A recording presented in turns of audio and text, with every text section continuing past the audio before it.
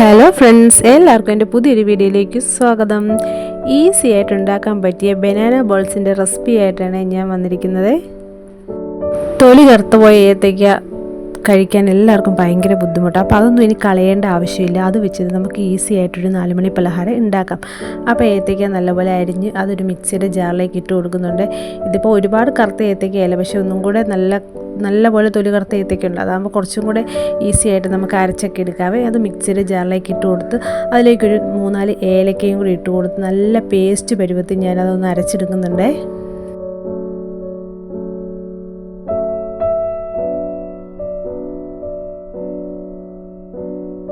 അപ്പോൾ ഏത്തയ്ക്ക നല്ലപോലെ പേസ്റ്റ് പോലെ അരച്ചെടുത്ത് ഇനി അതൊരു ബൗളിലേക്ക് ഒഴിച്ചു കൊടുക്കുന്നുണ്ട്.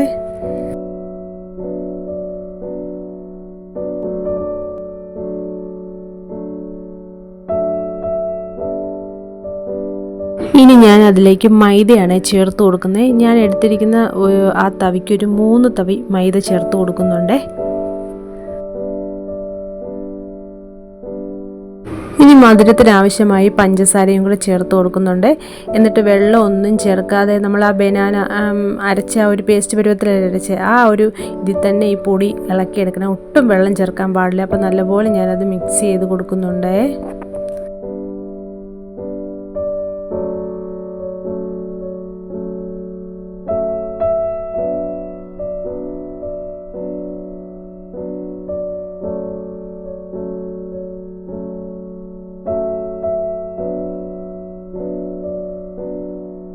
അപ്പോൾ ഈ ഒരു പരുവത്തിൽ വെള്ളമൊന്നും ചേർക്കാതെ നല്ലൊരു പരുവത്തിൽ ഞാനത് നല്ലപോലെ കുഴച്ചെടുത്തിട്ടുണ്ട്. ഇനി കയ്യിലൊരു അല്പം എണ്ണ തടവി നമുക്കത് ബോളാക്കി ഉരുട്ടിയെടുത്ത് ഒരു പാനിലേക്ക് എണ്ണ ഒഴിച്ച് അതിലേക്ക് ഇട്ട് കൊടുക്കാവേ. ഞാൻ ഓയിലാണ് ഒഴിച്ചു കൊടുക്കുന്നത്.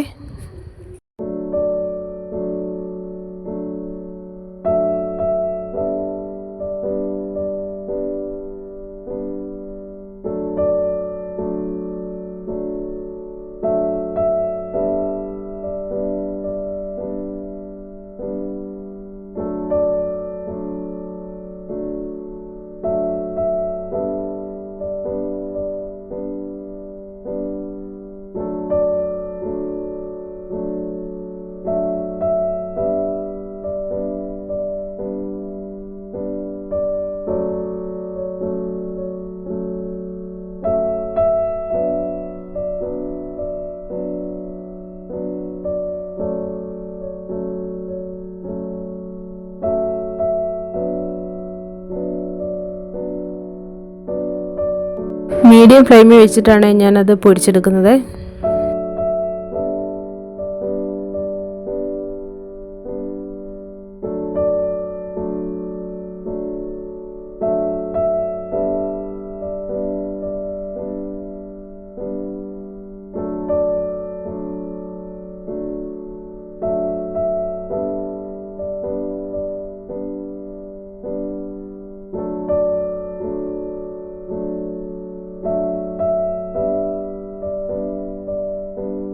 അപ്പോൾ ഒരു വശം നല്ല മൊരിഞ്ഞ് വന്നിട്ടുണ്ട്. അപ്പോൾ ഞാനത് പയ്യെ ഒന്ന് മറിച്ചിട്ട് കൊടുക്കുന്നുണ്ട്.